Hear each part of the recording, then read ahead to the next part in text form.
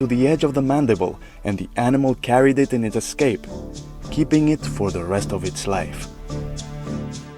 Now, mammoths were supposed to have lived during the Ice Age and were extinct approximately 20,000 years ago. At the time that Juan found this, man was only supposed to have been in the New World for 10,000 years, so he thought he had good evidence, a smoking gun, essentially, of a doubling of age for man in the New World. The Peabody Museum at Harvard had been in discussions for setting up an expedition at the time. The discovery of a man-made spear point embedded in the jawbone of an Ice Age mammal was like a carrot on a stick, and fieldwork began the following spring in 1962. On the same day the Life magazine article was published, Wormington wrote to her protege, Cynthia Irwin Williams, describing her impressions of the site and hinting at its potential significance. Wormington had always been a pioneer. When she began her studies in 1937, women were not yet allowed in the Department of Archaeology at Harvard. Undaunted, she sat outside on the steps of the lecture hall to take notes. Wormington began mentoring Irwin when Cynthia was a teenager. Cynthia's mother also had a strong interest in archaeology. Kay Irwin was an innovator in the casting of artifact reproductions. She specialized in adding the artistic touch of perfect color duplication when she recreated the flints, shirts, and other stone materials of the past. This skill would prove more important than anyone could have imagined as events unfolded. In the mid-1950s, Marie Wormington was writing her masterpiece, Ancient Man in North America. The fourth edition was the first major synthesis of paleo research to include the new radiocarbon dating method. To professionals and the public, she effectively communicated the idea that the record of paleo peoples in the New World began around 12,000 years ago. Wormington was optimistic that the new technologies would lead to further discovery. She knew that the Valsequillo site would require careful excavation, and her protege, Cynthia Irwin, was ready to lead the team. In 1962, Cynthia Irwin was 1 year shy of marriage and her Harvard PhD. She had already led several world-class digs. She was granted a permit from the Instituto Nacional de Antropología y Historia, known as the INAH.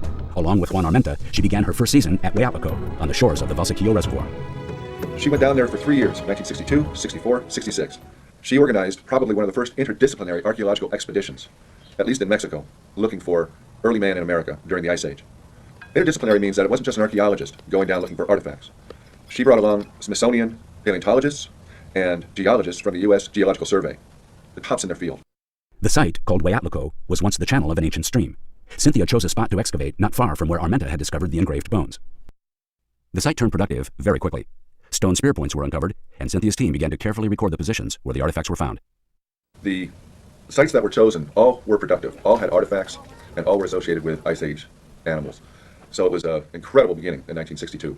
Eventually turned out to be one of the most controversial sites that's been excavated, and one that we've not resolved the issues.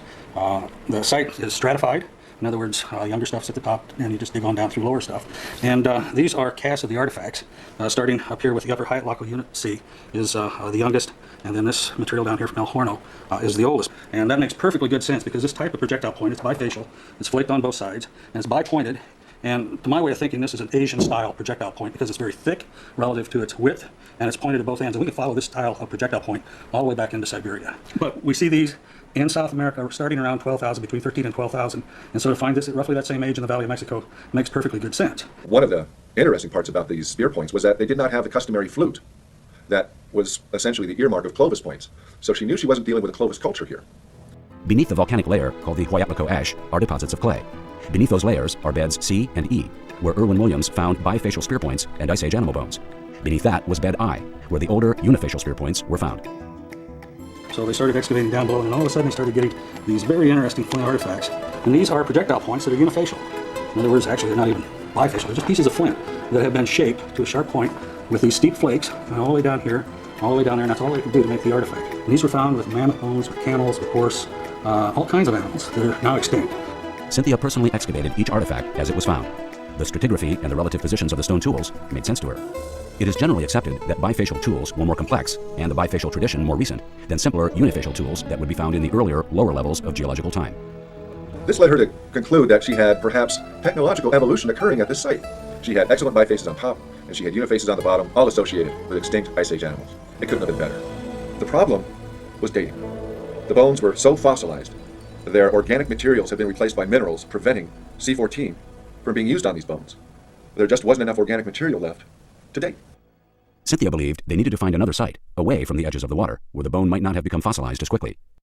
So in 1966, Hal Muldy, the geologist, found about 3 or 4 miles away stratigraphy in a deep wash called Colapan. He found some stratigraphy, or a layer of soil, that he thought was of the same age and of the same nature as the materials they were digging out at the reservoir. Hal Muldy found what he was looking for. In a layer of stratigraphy, which was identical to the stratum in which the artifacts were discovered, he found a shell that was not fossilized. Using the carbon-14 dating method on this shell from Colopan, the age of 22,000 years was derived. As radical as it seemed, 22,000 years would eventually become the most conservative estimate for the arrival of early humans at Valsequillo. As a matter of fact, if it's only 22,000 or 24,000, as she originally thought, that's really interesting too, because it's totally different than anything we're getting at that age as well. And it is much older than anything we have in North America right now, by at least 6,000 years. This young graduate student had found probably the earliest site in the New World. Was she right? Was she correct? How did she feel about this? She was nervous. If anything, Cynthia was extremely responsible as a scientist. She didn't want to go grandstanding and go blabbing to the news. In fact, we have a letter where she's writing to the director of the Peabody Museum, Dr. Brew, where she doesn't want to go public with this yet. She's feeling very uneasy about these dates because of their great antiquity. Williams immediately knew that a 22,000-year date paralleled the oldest known spear points found in the Old World. This meant that if the spear points found at Hueatlaco were any lower in the strat column than Colopan, she would have to face the unthinkable, that she had found the oldest spear points ever discovered in the New World. As controversial as this date was, it was nothing compared with what was yet to come. The release of the 22,000-year date triggered an avalanche of unexpected events.